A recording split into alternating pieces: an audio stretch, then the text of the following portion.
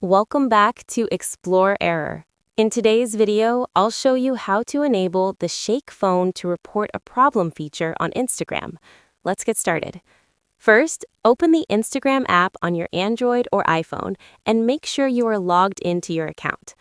Next, tap on your profile icon in the bottom right corner.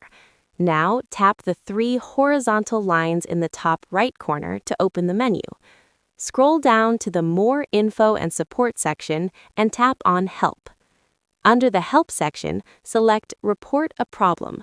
Here, find the option Shake Phone to Report a Problem and turn the toggle on to enable this feature. Once this feature is turned on, whenever you face an issue on Instagram, just shake your phone.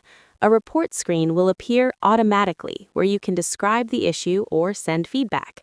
After typing your message, tap Send to submit your report. Instagram may contact you through your registered email if they need more information. And that's it. If you found this video helpful, don't forget to like, subscribe, and press the bell icon for more helpful tutorials. Thanks for watching.